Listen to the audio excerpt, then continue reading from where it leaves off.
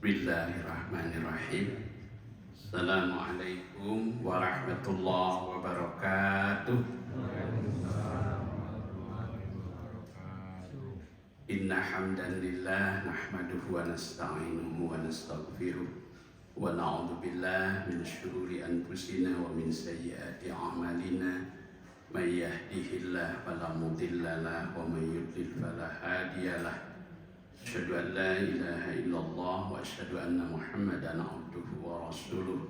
Allahumma shalli wa sallim wa barik ala nabiyyina wa rasulina Muhammadin wa ala alihi wa ashabihi. Amma ba'd. Faqala ta'ala a'udzu billahi minasy syaithanir rajim. Ya ayyuhallazina amanu istajibu lillahi wa lirrasul idza da'akum lima yuhyikum wa'lamu annallaha yahulu bainal mar'i wa qalbihi wa annahu ilaihi tuhsyarun. Shadaqallahul azim. Bapak-bapak dan ibu-ibu, saudara-saudaraku jamaah salat subuh Masjid Baitul Mukmin rahimakumullah. Pertama-tama kita panjatkan puji dan syukur kehadirat Allah Subhanahu wa taala. Alhamdulillah pada subuh ini kita masih diberi umur dalam keadaan sehat walafiat dan kita telah bersama-sama melaksanakan sholat subuh berjamaah. Semoga amal ibadah kita terima Allah Subhanahu wa taala. Salawat dan salam semoga senantiasa Allah curahkan kepada panutan agung junjungan alam Rasulullah sallallahu alaihi wasallam beserta keluarga dan para sahabatnya. Jemaah sekalian, insya Allah pada pagi ini kita akan melanjutkan pembicaraan kita tentang mengenal risalah Islam berkemajuan. Ini sudah kita sampaikan pada pertemuan pertama. Pembicaraan kita waktu itu kita sudah bicara tentang konsep dasarnya. Kemudian juga mengenai ini konsep dasarnya, lalu karakteristik Islam berkemajuan, yaitu pertama berlandaskan pada tauhid, sudah pasti itu ya. Dan di sini tauhid adalah keyakinan bahwa Allah adalah Tuhan yang Maha Esa yang menciptakan dan memelihara alam semesta. Saya dalam sajian terakhir di ceramah-ceramah saya dan juga khutbah terakhir kemarin di Karawitan, juga di Islamic Center Cianjur, saya sampaikan bahwa tauhid itu adalah perjanjian manusia yang paling primordial. Itu merujuk pada surah Ar-Ra'd ayat 20. Ayat 20. Di situ ada ayat alladzina yufuna bi'ahdillah. Jadi ciri hamba Allah yang disebut ulul albab itu ada 9 di situ. Dan yang pertama adalah alladzina yufuna bi'ahdillah, yaitu orang-orang yang selalu memenuhi janji-janji mereka kepada Allah. Apa janji kita manusia kepada Allah itu? Itu ternyata kita jauh sebelum dilahirkan, bahkan kita sudah mengikat janji dengan Allah, yaitu pengakuan yang paling mendasar bahwa Allah sebagai Rabb kita dan Allah sebagai satu-satunya ilah. Ini yang dalam pelajaran akidah disebut oleh para ulama namanya tauhid rububiyah dan tauhid uluhiyah. Nah, ini adalah inti dari risalah yang dibawa oleh para nabi dan merupakan titik sentral kehidupan umat manusia. Tauhid juga bermakna pembebasan, pembebasan hurriyah, yaitu pembebasan manusia dari paham kemusyrikan, pembebasan dari pencampur adukan keyakinan keagamaan. Dan tauhid adalah prinsip Islam prinsip Islam. Karenanya maka bertauhid harus diwujudkan dalam bentuk perjuangan. Jadi aksinya itu adalah perjuangan untuk membebaskan manusia dari belenggu ketidakadilan dan tirani antar sesama manusia. Ini yang oleh Nabiullah Ibrahim itu sebagai bapak tauhid kan dikenal. Itu dipraktikkan dengan sangat monumental ya. Bahkan dengan kurbannya itu adalah bentuk pembebasan manusia dari keterbelengguan, juga pembebasan manusia dari tirani antar sesama manusia. Pada saat yang sama juga bersikap kritis terhadap berbagai bentuk ketimpangan dan kemungkaran. Dan pada saat yang sama menyemaikan benih-benih kebenaran dan kebaikan. Ini amar ma'ruf nahi munkar ya. Seperti perdamaian, keadilan, kemaslahatan, kesejahteraan. Dan yang pasti tauhid harus menghadirkan keikhlasan dalam beramal. Ayat tentang ikhlas itu hampir semua ulama mengutipnya surat Al-Bayyinah ayat 5 itu. Wa ma umiru illa liya'budullaha mukhlishina lahuddin. Itu ayat tentang ikhlas. Nah, pertemuan lalu juga kita sudah sampaikan tentang karakteristik Islam berkemajuan itu bersumber pada Al-Quran dan As-Sunnah. Di sini Al-Quran diposisikan sebagai sumber pokok dan utama untuk memahami dan mengamalkan Islam. Sunnah Rasulullah adalah sumber kedua setelah Al-Quran. Kehidupan Nabi Muhammad SAW merupakan contoh jelas dari isi Al-Quran dalam kehidupan nyata. Ini yang dalam Al-Quran sering disebut namanya uswatun hasanah, ya, uswatun hasanah. Bahkan kalau kita elaborasi lebih dalam tentang uswatun hasanah itu menyangkut berbagai sisi dan segi kehidupan, baik yang menyenangkan beliau maupun yang tidak menyenangkan beliau, ya. Maupun yang baik sesuatu yang membuat beliau menjadi populer maupun yang membuat beliau tidak populer. Jadi karena sesuatu itu merupakan sesuatu yang harus diteladankan, maka suka atau tidak suka beliau itu harus menyampaikannya. Nah, karena itu maka dalam memahami dua sumber tersebut diperlukan pemahaman terhadap teks ya, teks ini namanya bayani. Pemikiran yang maju dan ilmu pengetahuan yang luas, juga pemahaman namanya burhani, serta kearifan dalam melihat berbagai sisi dan segi kehidupan baik secara eksoterik maupun esoterik. Ini namanya irfani. Di kami di Muhammadiyah itu dikenal 3 pendekatan pemahaman, yaitu bayani, burhani, dan irfani. Nah, ini saya kira kemudian karakteristik Islam berkemajuan. Ini masih poin yang ini menghidupkan tajdid dan ijtihad dan tajdid ya. Ijtihad dan tajdid ini juga merupakan sumber ketiga sesudah Al-Quran dan As-Sunnah, yaitu ijtihad. Tapi di Muhammadiyah itu ditonjolkan juga salah satu ikhtiarnya itu namanya tajdid. Dalam arti tajdid di situ 2 maknanya, yaitu dalam arti pemurnian ya, pemurnian, purifikasi. Kemudian makna yang kedua adalah dinamisasi dalam arti pembaharuan ya. Pembaharuan. Baik. Nah, yang akan kita lebih fokus pada pertemuan kita hari ini, nah ini yang karakteristik Islam berkemajuan yang keempat berarti. Ini mengembangkan wasatiyah. Nah, ini wasatiyah. Nah, Apa itu wasatiyah? Nah ini yang akan kita lebih telusuri, lebih mungkin pagi ini kita akan fokus ke tema ini, ya, wasatiyah, mengenal Islam wasatiyah.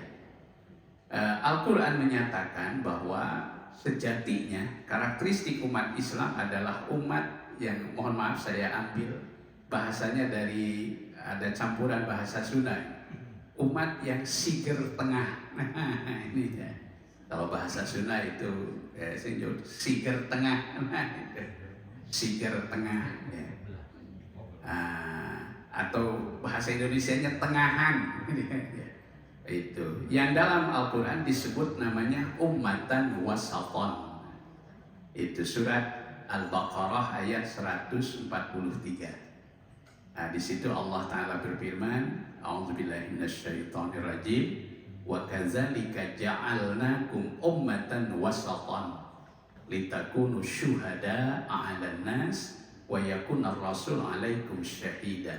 Nanti saya akan jelaskan tentang sebagian dari tafsir dari ayat ini.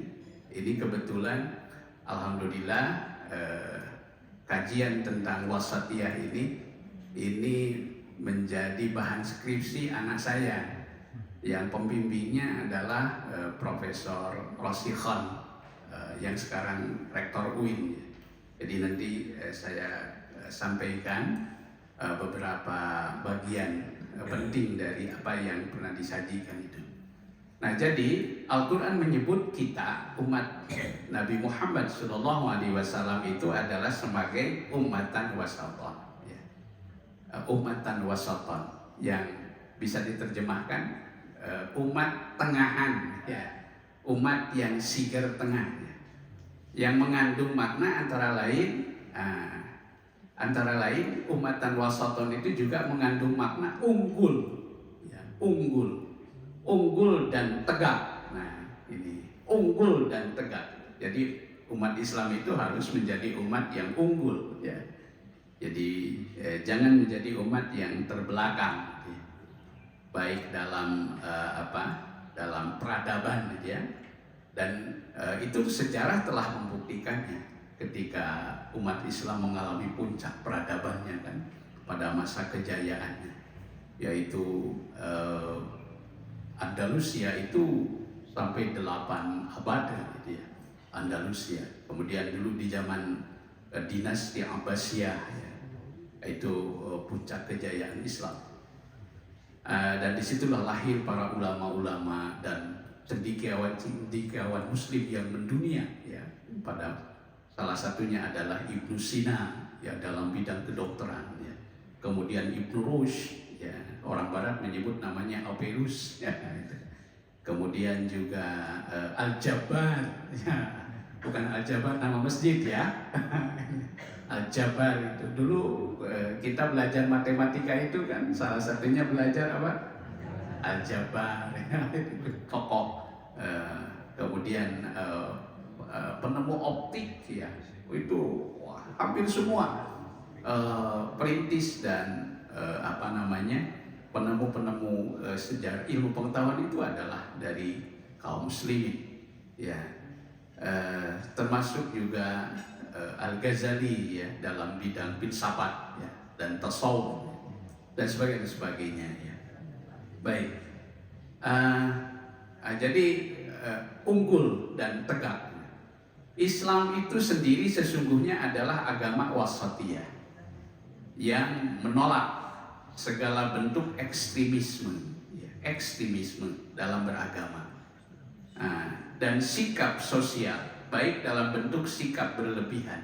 Jadi sikap berlebihan itu dalam bahasa Al-Quran disebut namanya gulu. Ini seperti berlebihan dalam dalam mengkultuskan. Mengkultuskan, ya. Rasulullah sendiri beliau tidak senang dikultuskan, ya. Salah satu ayatnya kan sangat terkenal, wa ma Muhammadun illa rasulun qad khalat min qablihi rusul. Beliau tidak mau diperlakukan seperti Nabi Isa oleh umatnya. Nah, itu ya. Jadi memperlakukan secara berlebihan itu disebut namanya gulu, ya. Seperti orang Yahudi itu Dan nanti ada ayat insyaallah.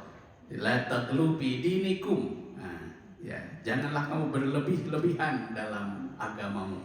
Itu namanya gulu. Maupun sikap pengabaian. Disebut namanya tafrid. Kalau dalam bahasa sejarah politik dulu kita mengenal ada istilah eka dan eki.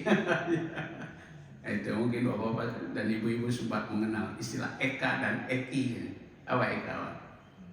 Enggak ada hubungan dengan nama ya, maaf. Ekstrim kanan dan ekstrim kiri. Ya, ada gulu, ada tafrid. Tafrid itu pengabaian. Pengabaian itu artinya apa? Dia tidak ingin memadukan antara agama dengan urusan kehidupan secara luas. Nah, itu diabaikan, dipisahkan sengaja. Jadi kalau agama mah ya urusannya hanya masjid saja gitu. Ya, agama itu urusannya hanya apa? Hanya kuburan. Ya. Apalagi dipersempit lagi di zaman Belanda kan katanya agama itu ya urusannya hanya urusan maaf. Misalnya tahlil ya gitu ya, tahlilan gitu. Itu jadi hanya sebatas urusan-urusan yang sifatnya ritualitas ya. Ritualitas yang sangat sempit. Jadi kalau bapak dan ibu sudah ke pasar jangan bawa-bawa agama, simpen aja agama di rumah. Itu di kantor jangan bawa-bawa agama. Itu namanya tafrid, gitu. Pengabaian, ekstrem kiri, ekstrem kiri.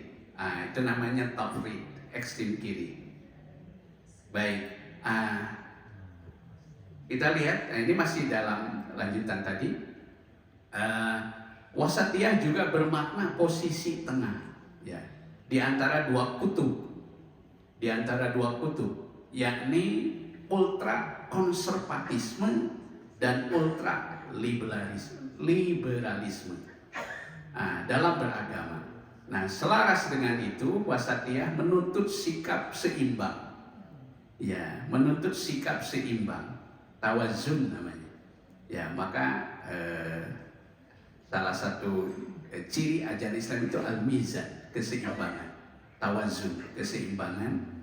Ya, keseimbangan dalam arti antara kehidupan individu dan masyarakat.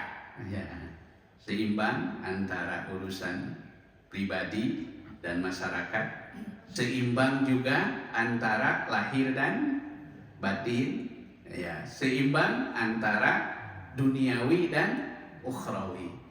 Namun demikian bukan berarti lalu kita menyeimbangkan secara 50-50, bukan. Tetap dalam prioritasnya akhirat itulah yang utama, ya. Akhirat yang utama.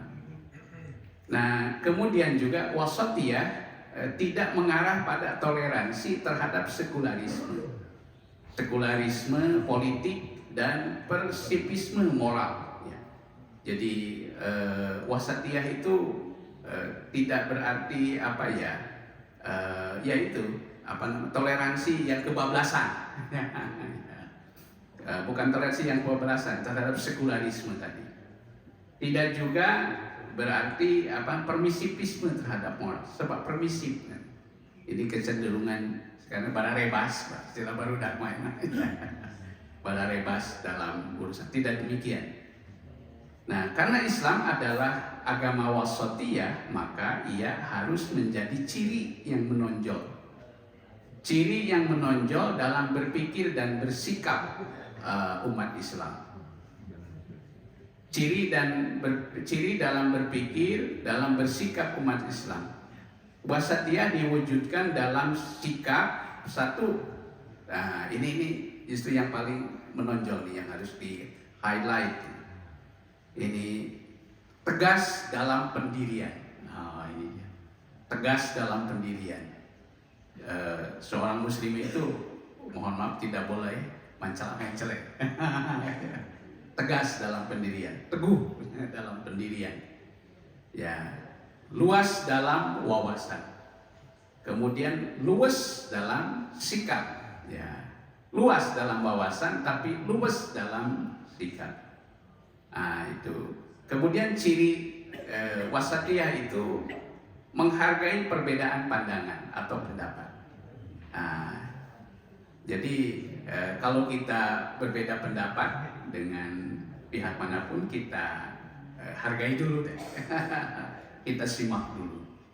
Itu salah satu ciri ulul albab. Itu bisa dibaca ayatnya di surat Az-Zumar. Kalau tidak salah surat Az-Zumar ayat 16 kalau tidak salah. Wabashshir ibadiyalladzina yastami'una al-qaul. Sampaikan berita gembira kepada orang yang kepada hamba-hambaku yang yastami'una al-qaul.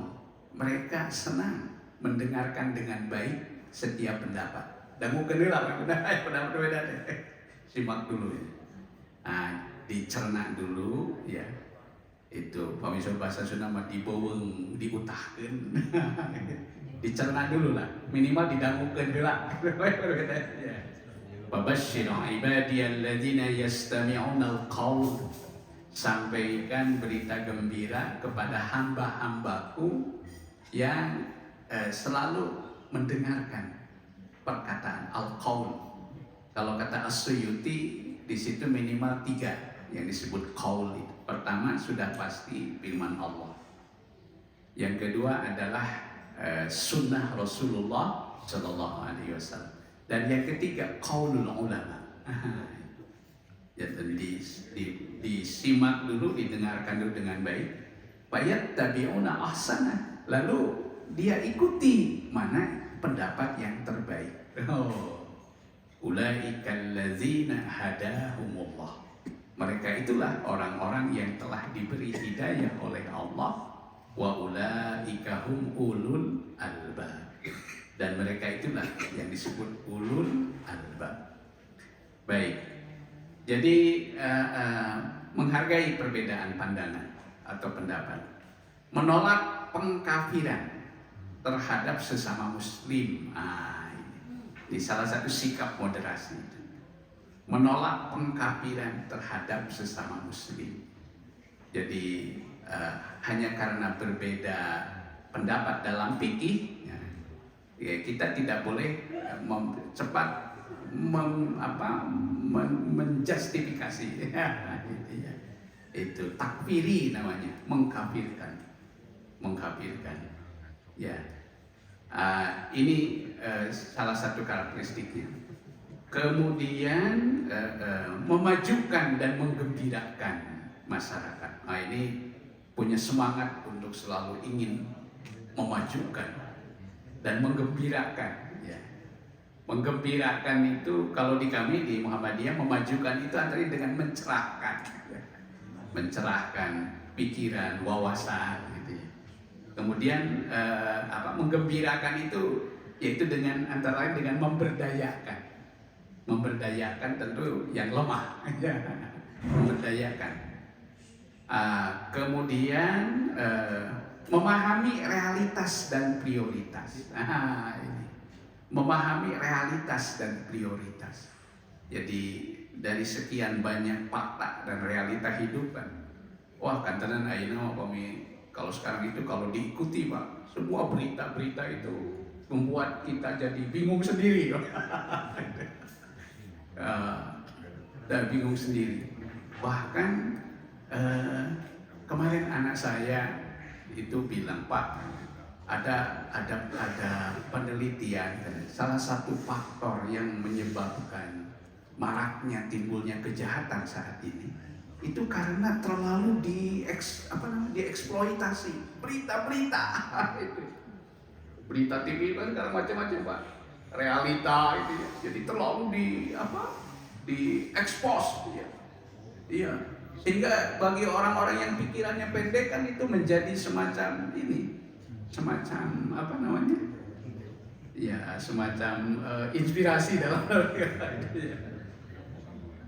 Jadi kemudian yang keenam, menghindari fanatisme berlebihan terhadap kelompok atau paham keagamaan tertentu.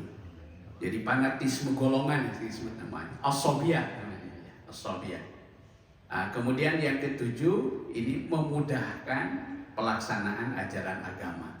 Ini salah satu contoh memudahkan itu praktiknya dalam fikih. Misalnya kita mempraktikkan tuntunan jamak dan qasar misalnya ketika safar.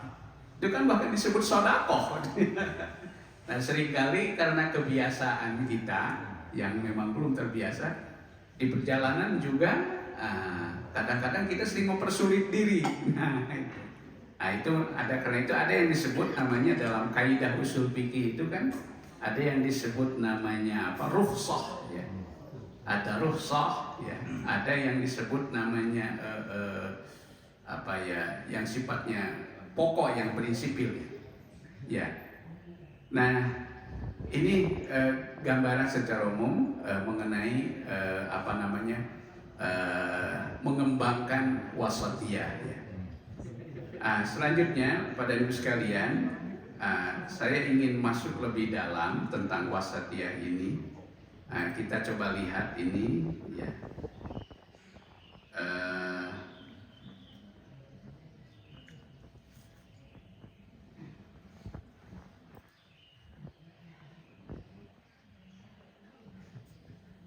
Ini ada beberapa uraian.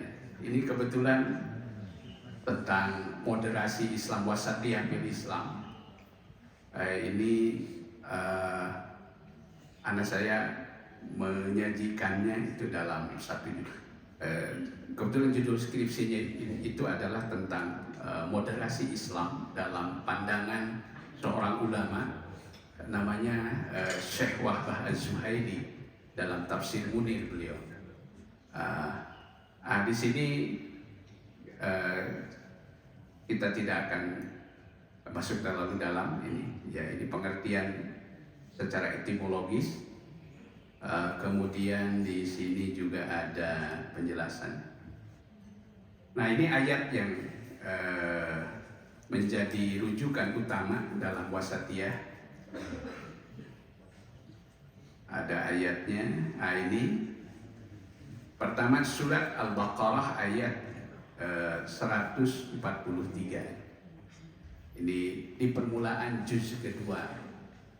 Allah berfirman, a'udzubillahi minasyaitonirrajim, wa kadzalika ja'alnakum ummatan wasatan litakunu syuhada'a 'alan nas wa yakuna ar-rasul 'alaikum syahida wa ma ja'alna al-qiblata allati kunta 'alaiha illa lina'lama may yattabi'ur rasul mimma yanqalib 'ala 'aqibaihi wa in kanat lakabiratan illa 'alal ladzina hadallahu wa ma kana Allahu liyudhi'a imanakum innallaha bin-nasi laraufur rahim. Shadaqallahul azim. Wa kadzalika, dan demikianlah, ja'alnakum, kami telah menjadikan kamu sekalian, kita. Kita telah dijadikan oleh Allah itu ummatan wasatan. Ini yang jadi kita disebut oleh Al-Qur'an namanya ummatan wasatan. Mengapa kita disebut ummatan wasatan? Litakunu, supaya kamu terbukti, supaya kamu menjadi ya, syuhada 'alan nas, menjadi saksi atas manusia, menjadi saksi atas manusia. Wa yakunar rasul, dan terbukti ar-rasul, rasul maksudnya junjungan kita Nabi Muhammad sallallahu alaihi wasallam, alaikum syahida, alaikum atas kamu sekalian, syahidan, menjadi saksi nanti di akhirat. Jadi Rasul akan akan mempersaksikan keislaman kita. Wa ma ja'alna, dan kami tidak menjadikan al-kiblata, kepada kiblat allati kunta 'alaiha, yaitu yang terbukti 'alaiha, semula kamu berada menghadap padanya, illa lina'lama, kecuali ini untuk supaya kami mengetahui, mayyattabi'ur rasula, orang yang benar-benar mengikuti Rasul, mimma yanqalib 'ala aqibai, dari orang-orang yang berbalik ke belakang. Jadi tentang wasatiyah ini identik dengan perubahan arah kiblat. Nah, itu kalau Bapak dan Ibu sekalian baca di permulaan juz kedua, sering kita menyebut juz sayaqulu namanya. A'udzubillahi minasyaitonirrajim. Sayaqulu syufaha minan nasi mawallahu. Sayaqulu pasti akan berkata, siapa? As-sufaha'u. Orang-orang yang pendek akal. Ya, itu as-sufaha. Sayaqulu syufaha'u minan nas. Orang-orang yang sufaha minan nas dari manusia, ya. Ya. Sayaqulu syufaha'u minan nasim, sayaqulu syufaha'u minan nasim mai apa itu? Di ayat sayaqulu syufaha'u minan nasim mai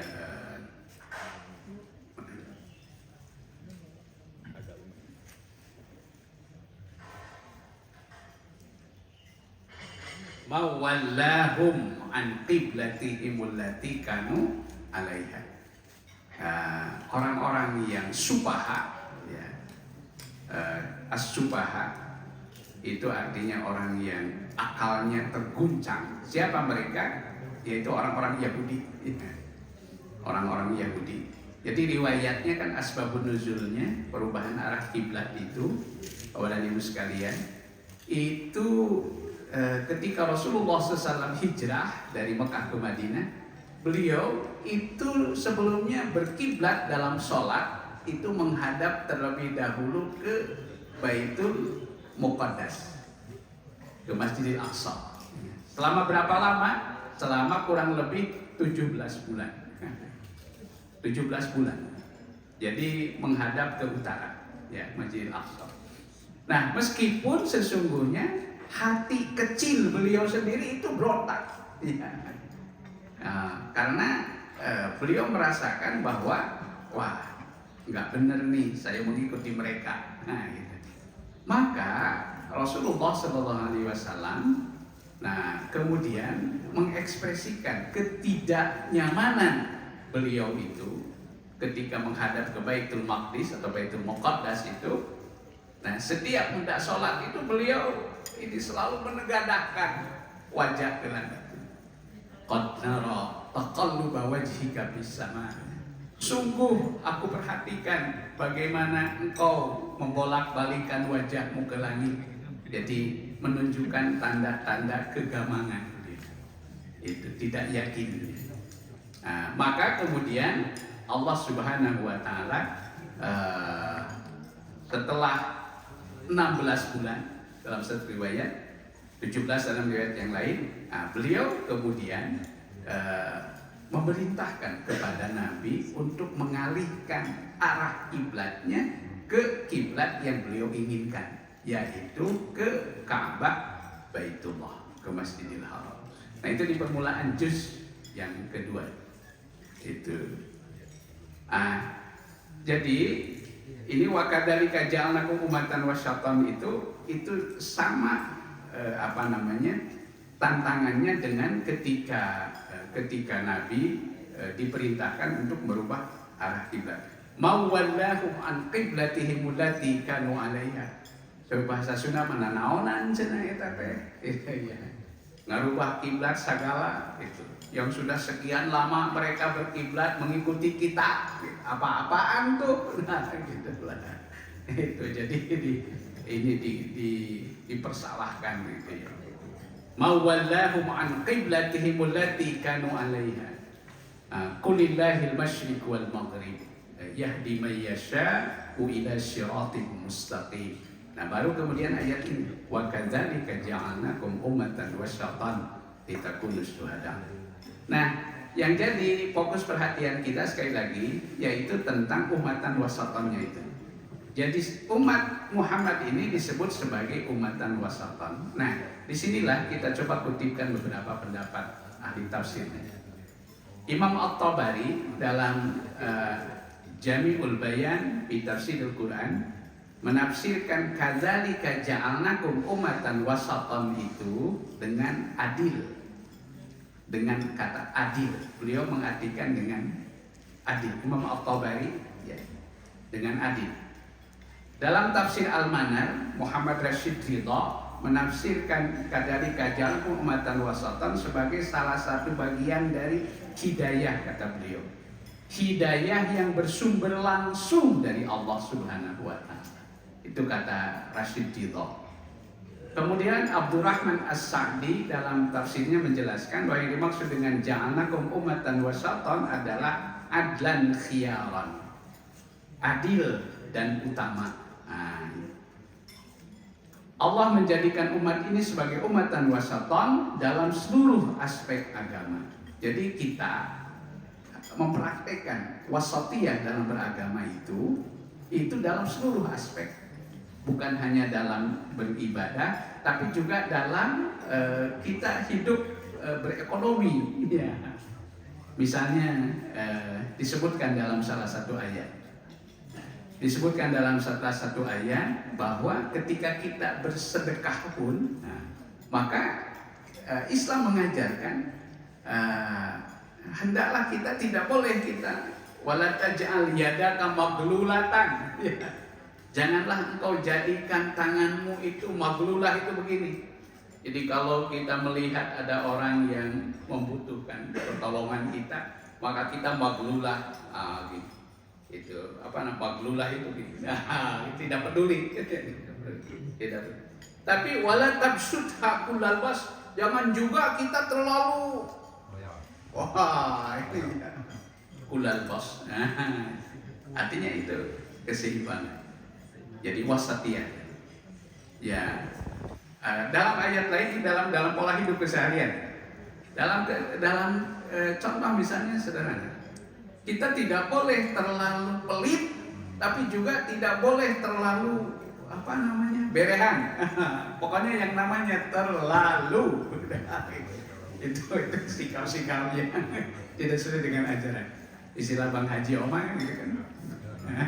Terlalu. Pokoknya yang namanya terlalu itu. Jadi wasatiyah itu dalam semua aspek agama. Kata wastun ketika diidentikan dengan ketokohan para nabi, maka model pemahamannya terjadi di antara dua. Ada yang mengkultuskan, bahkan menuhankannya. Nah ini seperti agama Nasrani. Dan ada golongan yang menistakan kepada mereka. Ini seperti siapa? Kaum Yahudi. Kaum Yahudi itu ekstrim sekali pandangan mereka kepada Nabi Isa itu. Bahkan Nabi Isa itu disebut sebagai apa? Sebagai punten, anak zina. Ini menistakan sekali itu ya, ekstrim sekali. Nah itu menyebut ketokohan. Jadi kalau yang satu mau mengkultuskan, yang satu itu menistakan. Nah, tidak demikian. Maka Islam memberikan contoh pandangan ketokohan terhadap Nabi Isa misalnya. Nabi Isa itu dipandang bukan sebagai anak Tuhan, tapi dia adalah sebagai salah satu nabi di antara nabi-nabi Allah.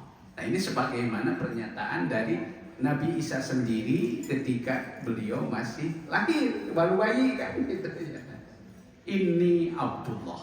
Nah kan Al-Quran merekam tentang siapa jati diri Nabi Isa itu. Ini Abdullah. Itu tanya saja nanti bayiku. Masa harus tanya sama bayi yang masih? Ya tanya saja nanti. Ditanya itu bayi Isa itu. Lalu ketika itu dengan mukjizatnya Allah Subhanahu wa Ta'ala, Nabi Isa kemudian berkata, ini Abdullah. Sesungguhnya aku ini adalah Abdullah, hamba Allah. Ataniyal kitab, yang telah diberi kitab suci. Jadi Nabi Isa mengaku telah diberi kitab suci itu semenjak beliau lahir. Ataniyal kitab, aku telah diberi kitab suci. Wa ja'alani nabiyyan, dan Allah telah menjadikan aku sebagai seorang nabi. Ini pandangan Islam terhadap Nabi Isa. Ya, ketokohan gitu. Jadi tidak seperti kaum Yahudi dan kaum Nasrani. Jadi kaum Yahudi yang berlebihan, gulu kaum Nasrani yang berlebihan dalam hal ketokohan Nabi Isa itu. Sedangkan kaum kaum Yahudi adalah menistakan. Kemudian, namun ketika kata wastun wasato ditinjau dari segi syariat, maka pemahamannya tidak terlalu dipaksakan dan terkesan mempersulit seperti pemahaman kaum Yahudi. Namun juga tidak terkesan menggampang-gampangkan seperti pemahaman kaum Nasrani. Nah, kemarin kan terbukti seorang pendeta minta maaf kan akhirnya ke umat Islam. Itu Islam itu ribet, sholatnya harus ditekuk-tekuk, harus ditekuk-tekuk lututnya. Itu ya, itu. Maka zakatnya cuma 2,5%. Sedangkan kami cukup sholatnya ya seperti cara mereka. Tapi kami bayar apa? Katanya minimal 10%, katanya gitu kan sobat muncul. Meskipun pada akhirnya kan dia minta maaf. Jadi ini. Namun juga tidak terkesan menggampang-gampangkan. Dalam hal ini terlihat dengan jelas bahwa Islam adalah agama yang proporsional dan ideal, yang hanya menerima ajaran yang baik-baik saja dan mengharamkan yang tidak baik. Agama Islam adalah agama yang paling sempurna dari seluruh agama seluruh agama yang ada. Dan dari seluruh aspek ajaran agama yang dikandung, Islam menjunjung tinggi ajaran amal ibadah, akhlak mulia, keadilan, ihsan. Karakteristik Islam, ajaran Islam sangat berbeda dengan ajaran kaum Yahudi yang lebih menekankan dan mengedepankan aspek-aspek hukum. Jadi kalau ajaran Yahudi itu lebih menonjolkan aspek-aspek hukum, ya. Hukum. Maka kalau kita lihat Bapak dan Ibu sekalian, salah satu ajaran pokok Yahudi itu dikenal dengan Ten of Commandment. 10 perintah Tuhan. Oh, itu hukum namanya. Contoh Ten of Commandment. Dan berbeda pula dengan ajaran kaum Nasrani yang lebih menekankan pada ajaran kasih. Tetapi Islam benar-benar memadukan antara kemurnian akidah, keutuhan syariat, dan menjunjung tinggi nilai-nilai moral dan akhlak mulia. Ini yang dimaksud dengan Islam rahmatan lil alamin. Jadi nanti ada pembahasan khusus Islam rahmatan lil alamin. Tapi secara garis besar inilah yang disebut Islam rahmatan lil alamin itu, yaitu menjaga kemurnian akidah, kemudian keutuhan syariah, ya, dan menjunjung tinggi nilai-nilai moral dan akhlak mulia. Nah, kemudian tadi sudah disinggung tentang umatan wasatan. Ini memperluas beberapa pendapat para ulama. Di antaranya Sayyid Qutb dalam Bidalil Quran menafsirkan umatan wasatan dengan beberapa makna. Di antaranya al-wisal qatib yang berarti baik dan utama. Kemudian al-wastu tadi sudah berarti adil dan pertengahan. Nah, kemudian ada lagi juga ini kaitan dengan makna wasat. Dalam Al-Quran ada yang disebut namanya wusta. Itu ada di surat Al-Baqarah ayat 238. Hafidhu 'alas shalawat wassalatil wusta. Hafidhu 'alas shalawat. Pelihara olehmu sholat. Sholat yang berapa waktu? 5 waktu. Ciri mukmin yang disebutkan dalam surat Al-Mu'minun itu walladzina hum 'ala sholawatihim yuhafizun.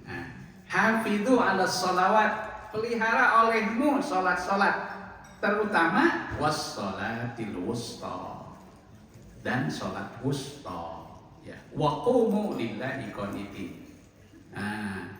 Dan karena Allah dengan khusyuk, dan laksanakanlah sholat karena Allah dengan khusyuk. Di sini ada pendapat penjelasan, ya, mengenai sholat wusta. Ada yang menjelaskan yang dimaksud sholat wusta adalah pertengahan dari jumlah rakaat, yang paling afdal atau pertengahan dari segi waktu. Imam At-Tabari menafsirkan sholat wusta sebagai sholat asar. Itu sholat asar. Demikian pula Ibnu Katsir dalam Al-Quranul Azim. Beliau menafsirkan sholat wusta sebagai sholat asar. Ibnu Jauzi mengemukakan beberapa pandangan ulama yang berkenaan dengan sholat wusta dan mengumpulkannya bahwa makna sholat wusta tidak keluar dari 3 pendapat, yakni antara sholat 5 waktu, pertengahan dari segi jumlah rakaat, dan yang paling utama. Jika yang dimaksud pertengahan dari segi jumlah rakaat, maka pengertian yang tepat dari sholat wusta adalah sholat maghrib, upami pertengahan dari jumlah rakaat kan, ya. Yang paling sedikit kan subuh 2, ya. Itu yang paling banyak yaitu asar dan isya.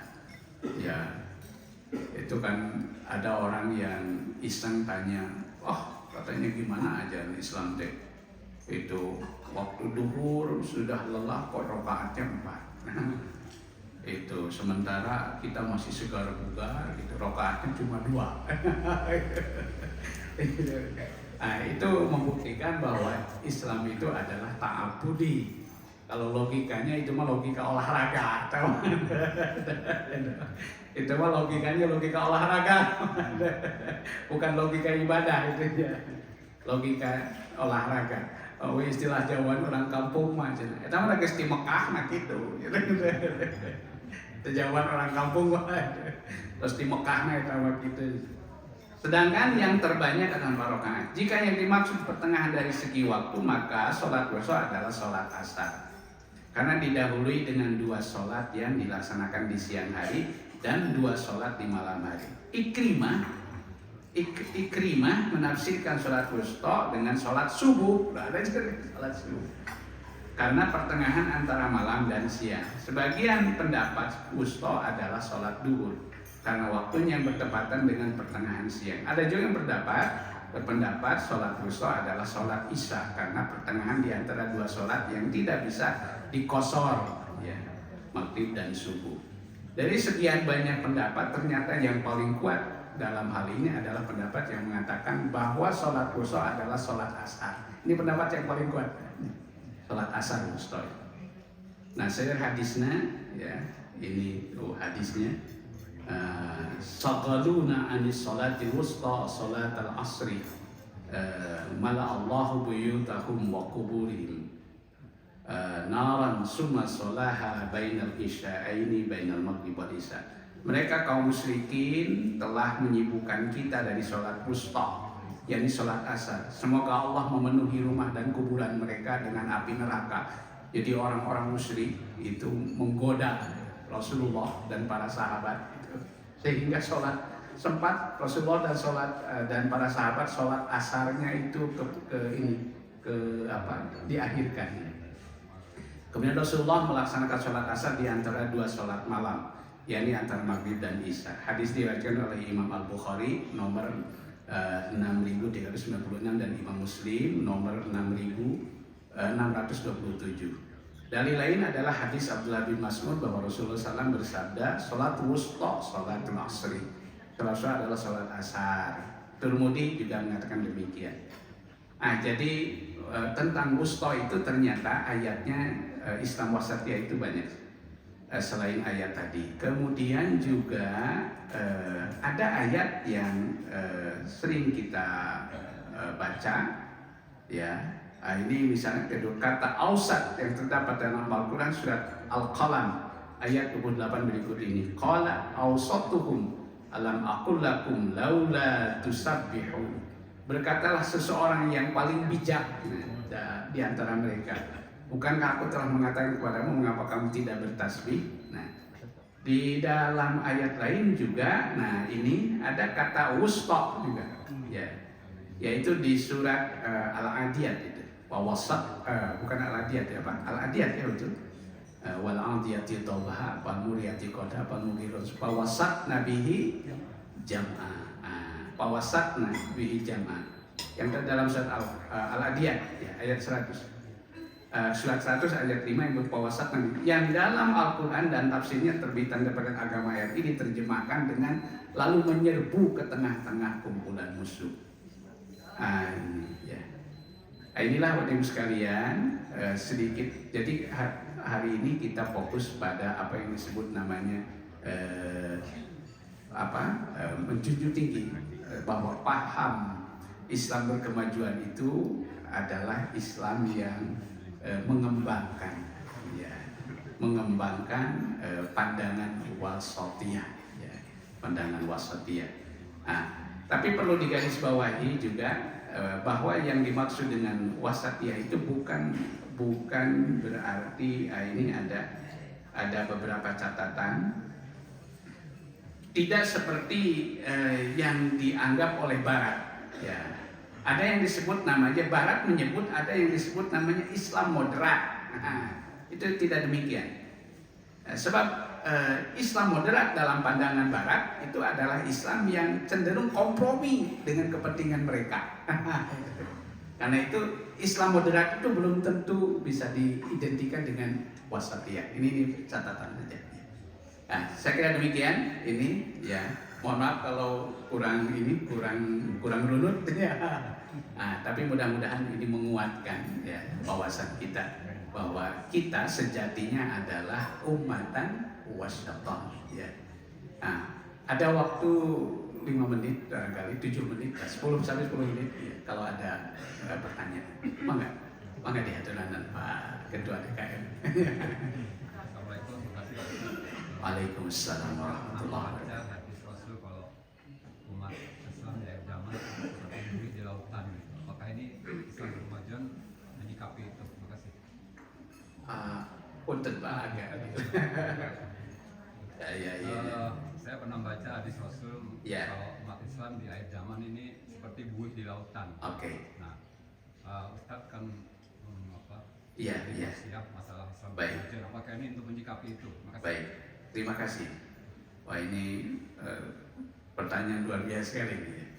Baik, menyangkut orientasi, Pak, ini saya kira orientasi keberagamaan kita, ya, selama ini justru kita lebih berorientasi kepada kuantitas.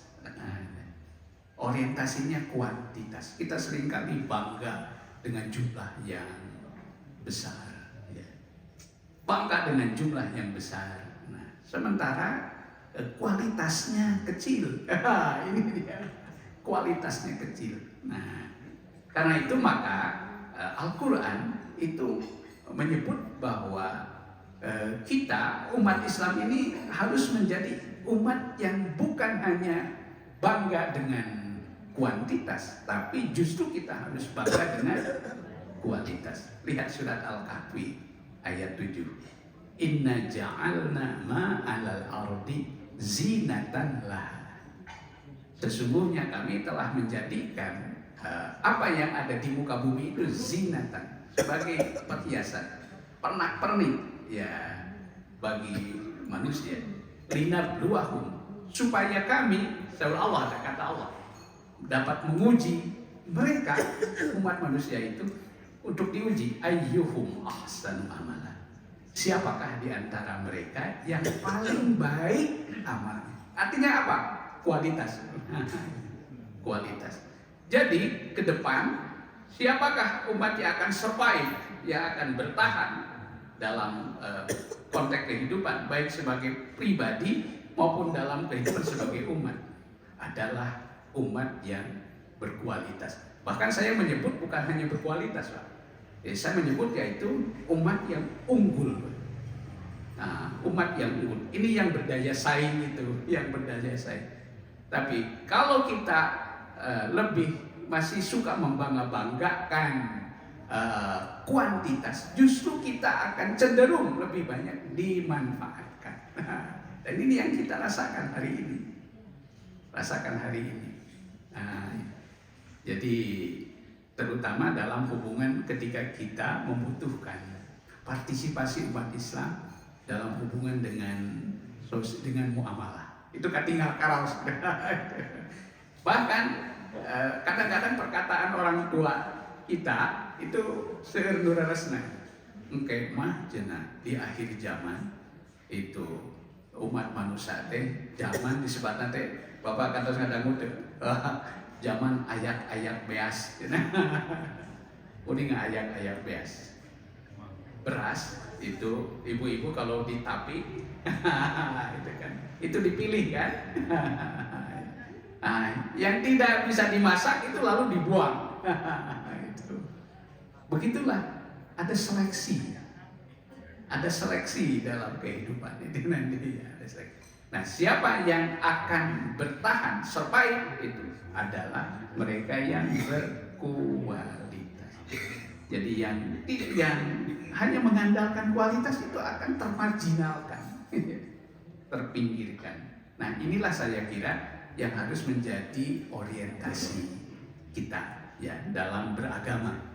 Itu baik dalam kehidupan sebagai individu maupun dalam kehidupan sebagai umat. Ya. Saya kira demikian. Ya. Wallahu ta'ala alam. Baik. Masih ada barangkali satu lagi, silakan. Maka kalau ada.